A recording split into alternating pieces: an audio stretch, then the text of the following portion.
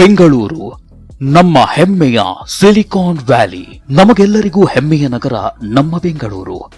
ಭಾರತದ silicon valley ಎಂದು ಪ್ರಖ್ಯಾತವಾದ ಈ ನಗರವು ಇಂದು ಜಗತ್ತಿನ ಗಮನ ಸೆಳೆದಿದೆ. ಸುಮಾರು 500 ವರ್ಷಗಳ ಹಿಂದೆ ನಾಡಪ್ರಭು ಕೆಂಪೇಗೌಡರು ಕಂಡ ಕನಸು ಇಂದು ವಾಸ್ತವವಾಗಿದೆ. ಅವರ ದೂರದೃಷ್ಟಿಯ ಫಲವಾಗಿ ನಿರ್ಮಾಣವಾದ ಈ ನಗರ ಇಂದು ಜಾಗತಿಕ ಮಟ್ಟದಲ್ಲಿ ತನ್ನದೇ ಆದ ಗುರುತನ್ನ ಸೃಷ್ಟಿಸಿಕೊಂಡಿದೆ.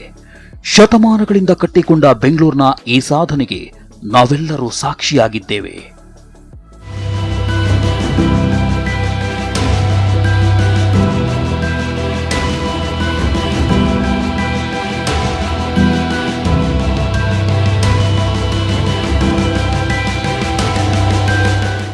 ಬೆಂಗಳೂರು ಇಂದು ಭಾರತದ ಜ್ಞಾನ ಕೇಂದ್ರವಾಗಿದೆ.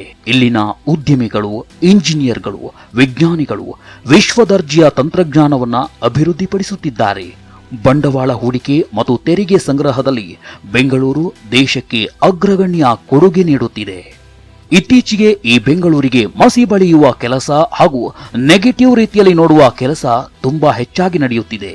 ಬೆಂಗಳೂರಿನಲ್ಲಿ ಜಾಸ್ತಿ ಮಳೆ ಬಂದ್ರೆ ಅದು ದೊಡ್ಡ ಪ್ರವಾಹ. ಬೆಂಗಳೂರಿನಲ್ಲಿ ಕನ್ನಡಕ್ಕೆ, ಕನ್ನಡತನ, ನಮ್ಮತನಕ್ಕೆ ಒತ್ತು ನೀಡುವ ನೀತಿ ಜಾರಿಗೊಳಿಸಲು ಪ್ರಯತ್ನಿಸಿದ್ರೆ ವಲಸಿಗರ ಕೊಂಕು ಮಾತುಗಳು, ರಾಷ್ಟ್ರೀಯ ಮಟ್ಟದಲ್ಲಿ ಅದರ ಬಗ್ಗೆ ಚರ್ಚೆ, ಹೀಗೆ 10 ಹಲವು. ಇದೀಗ 2 ದಿನಗಳಿಂದ ಈ ಪಟ್ಟಿಗೆ ಇನ್ನೊಂದು ವಿವಾದ ಸೇರಿದೆ.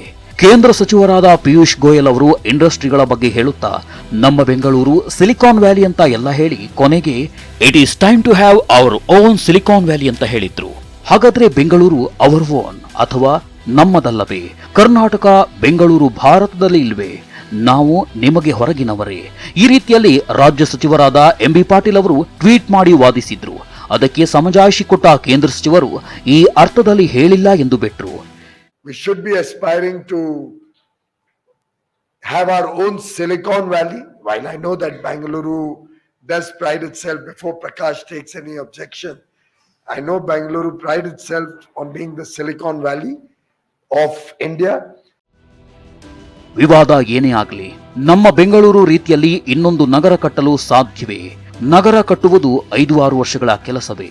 ಶತಮಾನಗಳಷ್ಟು ಇತಿಹಾಸವಿರುವ ನಮ್ಮ ಬೆಂಗಳೂರಿನ ಅಭಿವೃದ್ಧಿ ಇನ್ನೂ ಚೆನ್ನಾಗಿ ಆಗಬೇಕು.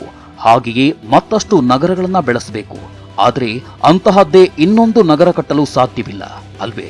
ಎಲ್ಲಾ ನಗರಗಳಿಗೂ ಅವುಗಳದ್ದೇ ಆದ ಹಿನ್ನೆಲೆ ಇದೆ, ವಿಶೇಷತೆಗಳಿವೆ.